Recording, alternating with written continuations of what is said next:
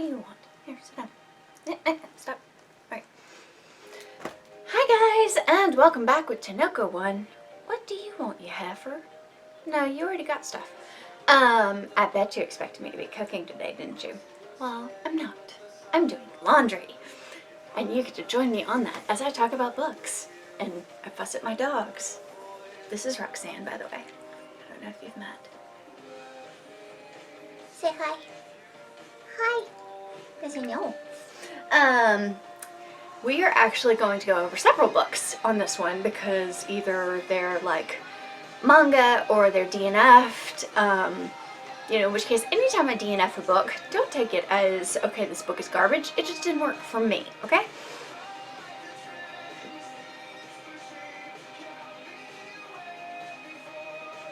Why are you so needy? Yes, I know. I know. Should just plop down. Alright, so, speaking of DNFs. Wait, no, you can't be in my lap. I have to fold laundry. Sorry, no offense. Nothing personal. Go lay down. Go lay down. Go lay down.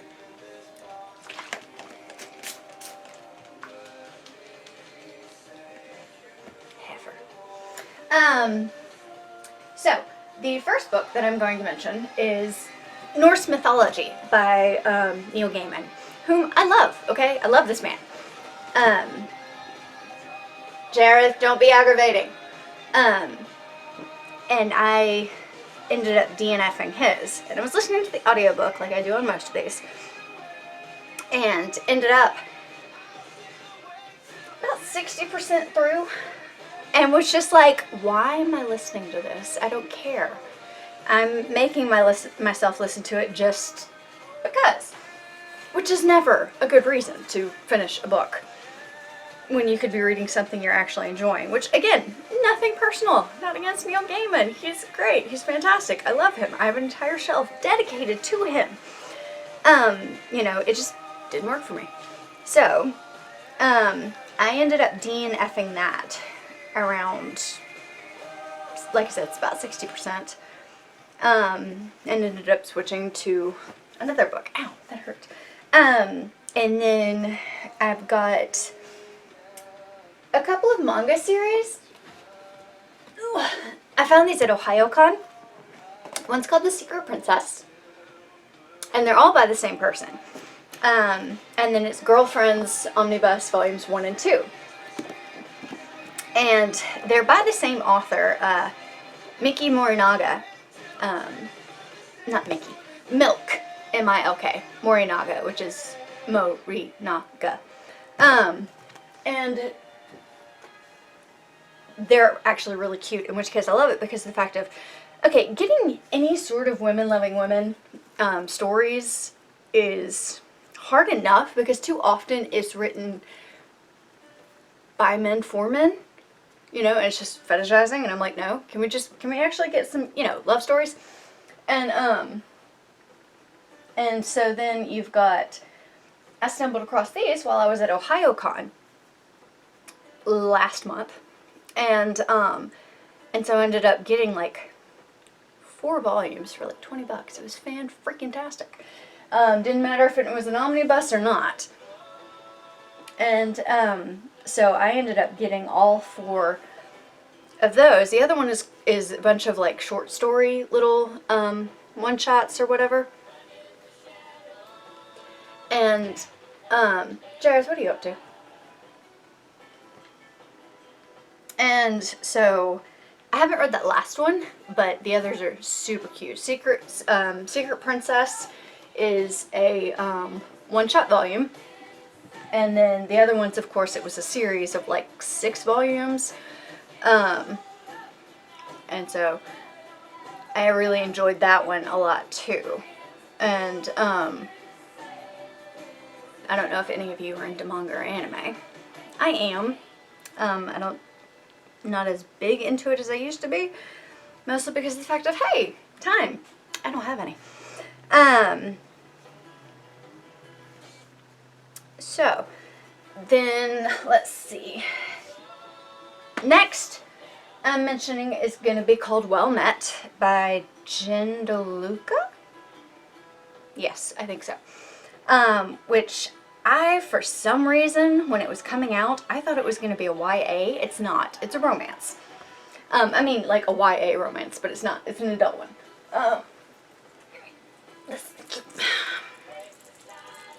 And,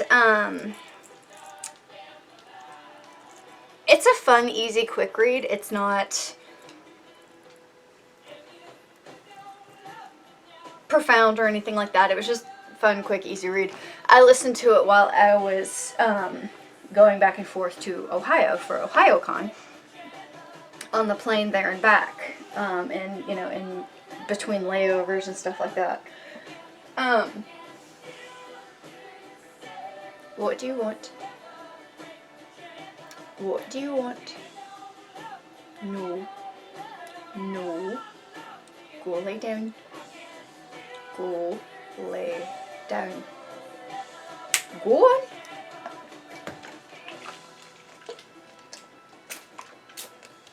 Go lay down. And basically what it is the fact of, which case, dude, I could so relate to this at first. This girl ends up moving in with her sister after her sister gets into a car accident. And basically is, you know, immobilized, sort of course, needs somebody there to help take care of her while she's, you know, after her surgeries, and then in the cast, and then, you know, then going through physical therapy and all that. Well, at the same time, her sister has a daughter who's like a freshman.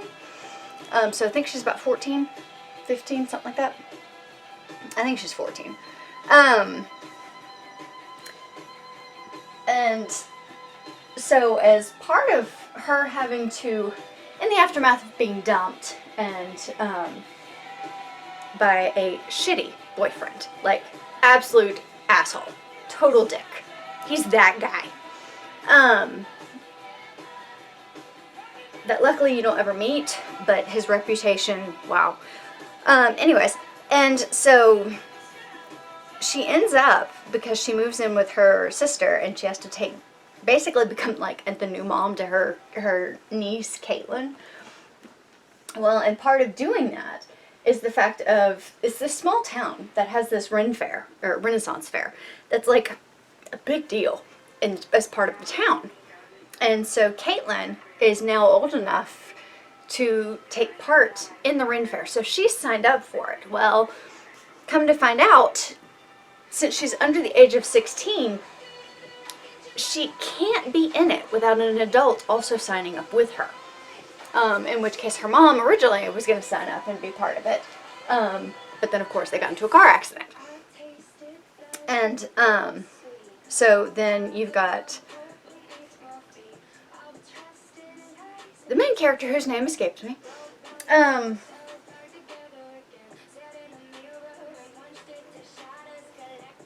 Okay, here, this goes over here. You've got her joining up as part of the Ren Fair, and despite the fact of she has no freaking clue what to expect, because of the fact of, I'm sorry, what? It's like I said, it's a cute, fun one. I've never been to a Ren Fair, so I don't have any frame of reference. I've only been to conventions, like anime conventions. You know, that kind of stuff. And so it still sounded a lot of fun. You've got the love interest, whose name is Simon, and he and whatever her name is immediately clash from the first moment.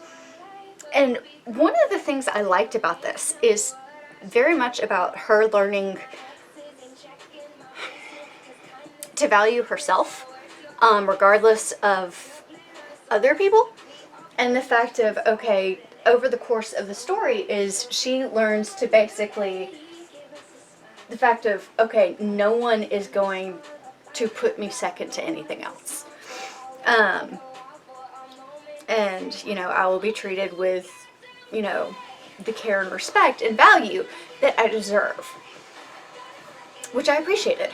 Granted, her and Simon take way too freaking long to, like, warm up to each other. Like, their personas when they're at the Ren Fair are very flirty with each other, which is super cute, right? Except for the fact of, okay, when they're out of costume, they pretty much can't stand each other. I mean, like, in which case, one little thing that got on my nerves is the fact of she's super insecure. Like, almost unrealistically, does she question and doubt and second guess herself when you're like, okay, we are too far into this book for you to be doing this right now. You know, no. Girl, I'm gonna need you to shut up and suck it up. You know, that kind of stuff. You know, we're too far into this. This is just like over the top. But like I said, it's easy, quick, fun read. It's not great. I mean, not to say it's, you know, not good, but it is, you know, it's not one of those ones that I would reread. And then it says it's #1 in a series, but I don't know when the next one's going to come out, or if they're all going to be like within the same world, because I really doubt it's going to follow up the same characters, because their story is concluded. It can't get much more concluded. But I do like the way she ultimately learns to stand up for herself, and values herself over the course of the story and different stuff like that. But yeah, her and Simon out of costume, their relationship evolving, was sort of weird. And I didn't really think was well done. It was too abrupt and sudden, and it's just like, wait, what? Okay, no. That's not, no, that's, no. After all this, you don't go from that to this, and her not react. Like, no. There's...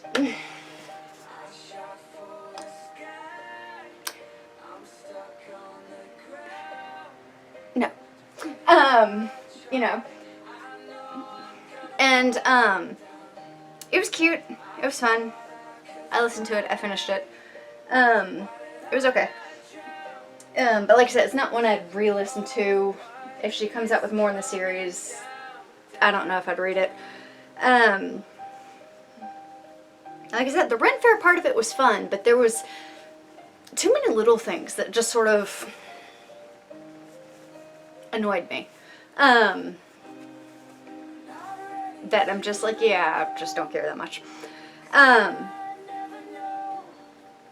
So, that was Well Met by DeLuca.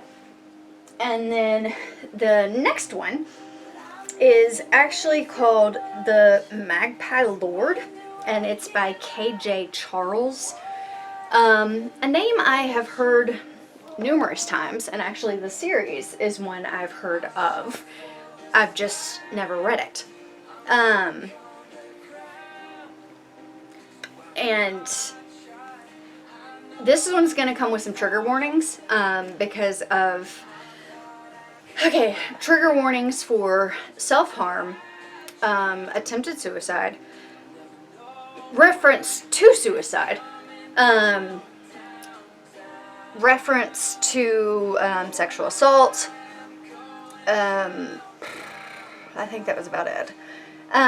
In which case the story starts off with attempted suicide and self-harm, but the character's not doing it willingly. They're under the effects of a curse, which is the whole premise for the start of the book, is that basically somebody wants this family dead. And how they've done it is basically there's some sort of cursed object that just basically drives them to suicide. And so that's how the main characters end up meeting, is because of the fact of, okay, it's getting worse, it's happening more frequently, we've had way too many close calls. You know, go get me a shaman. In which case, you know, the person that they get, actually, Stephen, has, I love the fact that, okay, everybody in this book hates Crane and his entire family, including Crane. No, everybody hates his family, including him. And the fact of, he's just like, no, that's valid. That's totally valid. Yeah, my brother and my father were both rat bastards. And they're just like, oh, I wasn't expecting that. And he's just like, no, go ahead. Let it out. Trust me, I completely agree. The world's a better place without them in it. And they're just like, you're not what I expected. And he's like, yeah, I get that a lot. He's like, though to be fair, I've spent the last 20 years in China. It's like, though to be fair.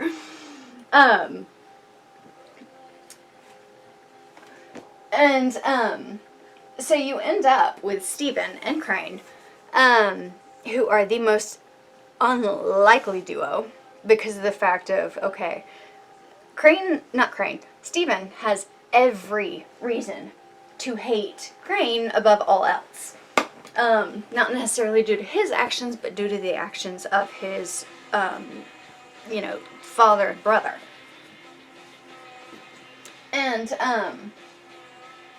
but he ends up helping Crane and getting involved with Crane because of the fact of, okay, I owed somebody a favor. So because I owe them, you're gonna get to live. You fucking asshole.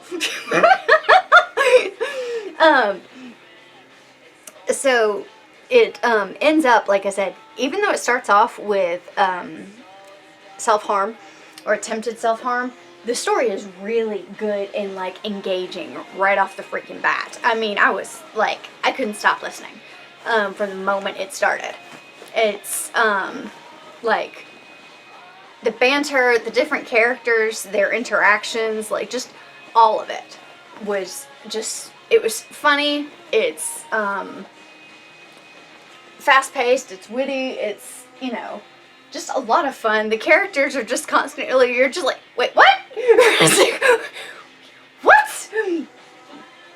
Or the fact of, you know, they're that kind of bastard that you just like them. Because the fact of, no, this is my kind of asshole. It's like, this man has zero fucks to give about you or your opinion. And, you know, as you slowly get to learn about both of these characters and different stuff like that, and as this one simple curse turns out to be something far more complicated than Crane or Stephen expected. So that they end up joining forces because of the fact of, okay, somebody wants me dead.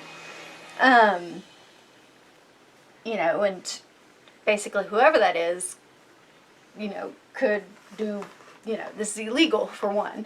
And then, you know, he's got all this other stuff he's got to deal with in the passing of, because his father and brother recently died. And so he ends up basically has inherited not only, you know, lands and titles and stuff like that, but he's also apparently inherited their enemies, which they have many because they're dicks. Horrible, horrible people.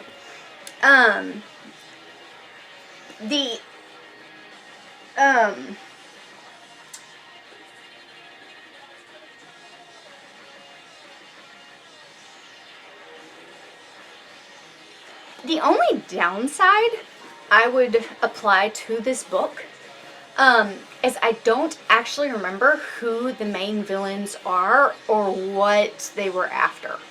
It's like, there's a lot of people who hate this family and want them dead and have their own agendas. And I remember sort of the final scene. I just don't remember why or to what end. Or who all. And I'm just like, I don't remember that part. I remember all the stuff that came before it, and I remember the stuff that came after it. I just don't remember that particular scene. At which point, which case, does not in any way remotely take away from the enjoyment of the overall story. I freaking love this book. Like I said, I could not stop listening to it.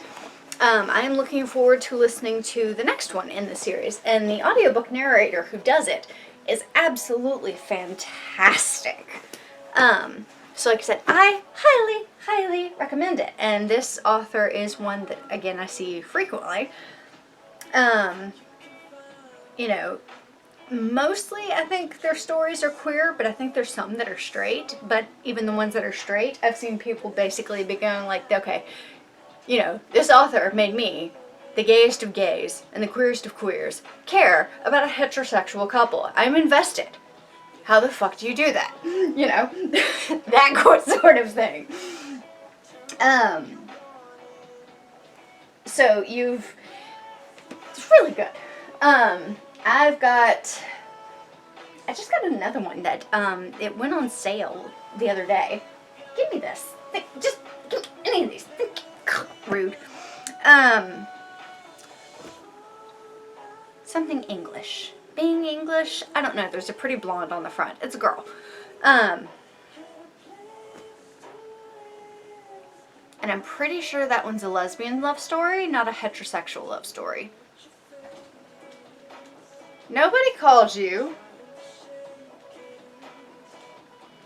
My dog thinks I was talking about her because I mentioned lesbians. And so I am looking forward to that a lot. Currently, well, rephrase.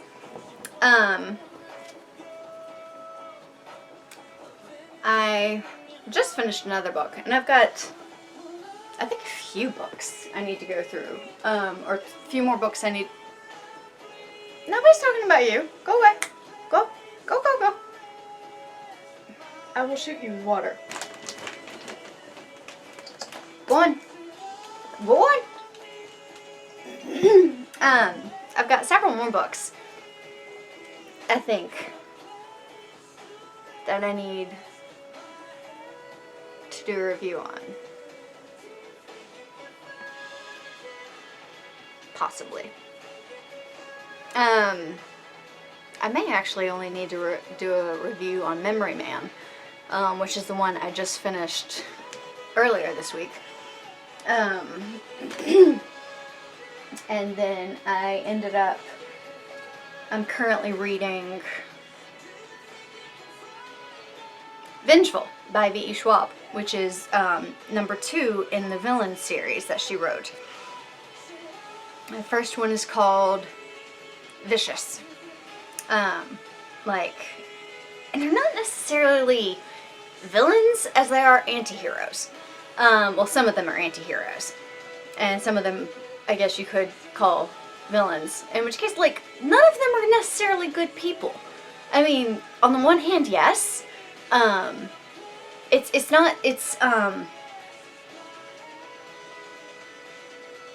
not necessarily good people, but they have people they're good to. And despite the fact of, okay, some of them are absolutely just like the worst people, you find yourself cheering for them because of the fact of, one, you understand their actions and the motivation behind them, and the fact of, no, it's basically like, okay, of the two evils, they're the lesser. So the fact of, okay, when they get their revenge on the other evil, you're fucking cheering them on because of the fact of that asshole had it coming. What's the fact of, no, you just murdered everybody in the room. I'm so proud of you. You know, that sort of thing. And so in which case, it's really, really good, and I really like these characters. And despite the fact of, okay, the second book introduces several new characters into the fold, and it's constantly one of those things that, it's one of those book series that has multiple points of view, and it'll alternate between this person and that person. You know, it's not at any point ever confusing to keep up with. The audiobook narrator for it is fantastic, and does a really, really great job. And, I'm gonna hang that up. And, but I will get to those later. I'm trying to remember. What else I've read? Because I've DNF'd a few. I DNF'd Norse mythology. I DNF'd... Jareth, if you step on my clothes, I just folded. Thank you. You're not cute. I DNF'd Space Opera by Catherine Valent. Something like that. Because of the fact of, okay, other people might like it, and if you liked Hitchhiker's Guide to the Galaxy, you might love space opera. But for me, and my ADHD brain, absolutely dizzying narrative. I could not keep up with it. Like, it just, oh my god, it was painful trying to, like, keep up with her line of thought. And I'm pretty sure a lot of these sentences never actually got to their point. They just sort of meandered wildly like an acid trip or something. And I'm just like, what the fuck? Oh god, it was painful and stressful and hard to keep up with my brain trying to, like, hold on to the thread of thought or whatever. And no, let's not do that one again, ever. And then there was another one. Once and Future by Amy Rose Capita and Corey McCarthy. It is a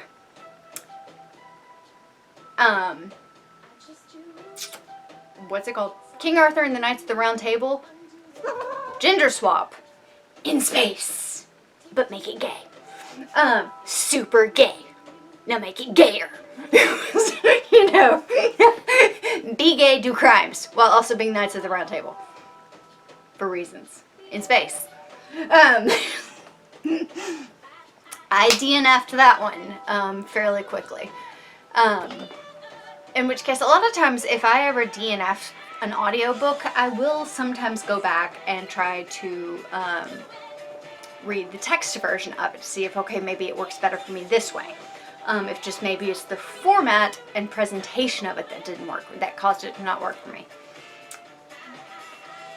You're so cute. Stop it. I hate you so much. Stop being adorable. You know that's Mommy's chair, right? I don't know why you think it's for you. It's not for you. And he's just like, yeah, the fuck it is. I'm a cat. Wherever I sit is for me. And so I ended up DNFing that one. And again, like I said, I may try to read the text version, because it may just be the audiobook. I don't know, like, because Stephen King, I can't read him at all. I fucking hate Stephen King. But I can generally listen to his books if I listen to the audiobook, because somebody else, the narrator, is able to find the rhythm that I can't. You know, if I try to read it, it just feels very monotone and just very, like, stop, start, stop, start, stop, start. Because he uses, like, Hemingway-style writing, short sentences, you know, no commas, very few descriptors. Why the fuck did I fold my jeans that way? You know, different stuff like that. So, I hate Stephen King. But like I said, presentation may be part of the reason why I didn't like something. And so you never know if trying it in a different format will make you like it more. So I always try to keep that in mind.